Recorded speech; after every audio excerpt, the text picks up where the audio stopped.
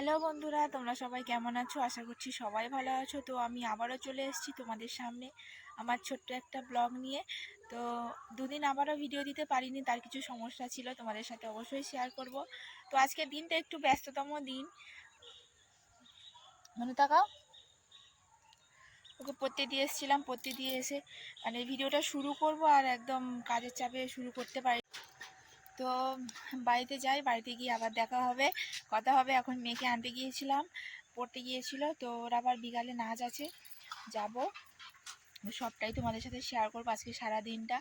আর একটা কথা, মেন জিনিস যেটা তোমাদেরকে বলবো বলবো করে আর ব্লগেতে বলা হয়ে ওঠে না, তোমরা সবাই ভিডিও দেখো কিন্তু লাইক কমেন্ট শেয়ার সাবস্ক্রাইব কিছুই করো না।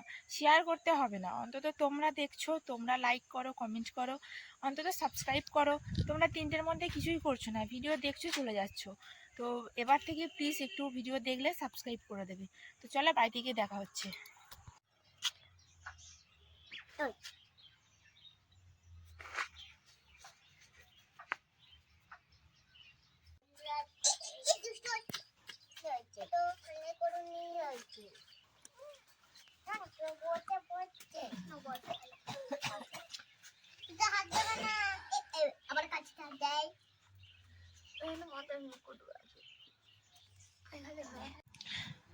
তো সেই থেকে রান্না বান্না করলাম, শরীর খারাপ, এখনও শরীরটা খুব খারাপ লাগছে, আবার গলাটা ব্যথা হয়েছে বুঝতে পারছি। বুঝতে পারছি আমরা একটু গরম সহ্য করতে পারছি না এখন। এই দেখো পাখা চলছে, কি করবো, গরম হচ্ছে, ভালো লাগছে না। উনুনের ধারে রান্না করছিলাম, গরম হচ্ছে সেটা একটু হাওয়া খাচ্ছি। রান্না বান্না কমপ্লিট, মেয়েকে খাওয়াবো। এই যে আজকে কি কি রান্না হয়েছে বলে দিই চলো। আজকে রান্না হয়েছে পুঁই শাকের মিটুলি, কেউ পুঁই শাকে ডিমবুড়ি বলে, কেউ মিটুলি বলে, আর কে কী নামে বলে আমি ঠিক জানি না, আমি মিটুলি বলি। তো পুঁই শাকের মিটুলি ভাজা, আলু পেঁয়াজ দিয়ে ভাজা। আর হয়েছে পুঁই শাক কুমড়োর গায়ে গায়ে মতো, ঘন্ট বলো, মাখা বলো, তরকারি বলো, মানে যেটাই বলো না কেন করেছি, গায়ে গায়ে কুমড়োর ঘন্ট আর কি, কুমড়ো পুঁই শাক। আর হয়েছে মাছের ঝাল, পেঁয়াজ আলু টমেটো আদা রসুন দিয়ে, ধনেপাতা দিয়ে গায়ে গায়ে ঝাল।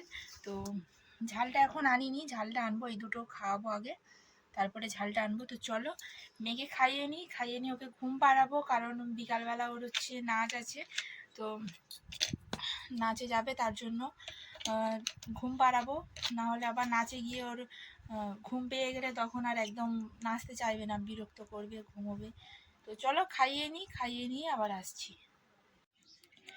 আমাদের খাওয়া কমপ্লিট, এবার এই যে এই ছানা পোলাদের খেতে দিলাম। প্রত্যেকবারে 3টে করেই বাচ্চা হয়। খুব জোরে খিদে লেগেছিল গো, ওর মায়ের একদম দুধ হয় না, কি রোগা রোগা হয়ে আছে দেখো না। সকালে মুড়ি দিয়েছিলাম, অনেকগুলো মুড়ি, 3 বাটির মতো মুড়ি দিয়েছিলাম, জল দিয়ে মাখিয়ে একটু নরম করে দিয়েছিলাম, সেই 4 জনে মিলে খেলো। আবার এই দুপুরবেলা ভাত দিলাম, খাক, প্রচণ্ড খিদে আছে, খা, খেয়ে নে। আমার মেয়ে মনে হয় ঘুমিয়ে গেছে, ওকে খাইয়ে দিয়ে আর আমি খেতে গেছিলাম, মনে হচ্ছে ঘুমিয়ে গেছে। দেখো নড়াচড়া করছে না, ওই শুয়ে আছে, একদম ঘুমিয়ে গেছে।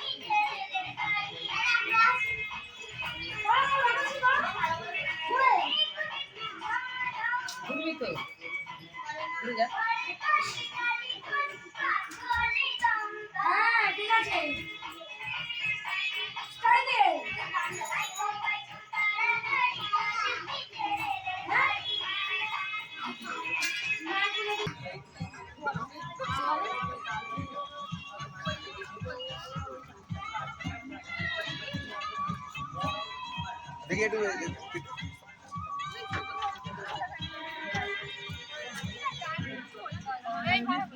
কোথায় যাওয়া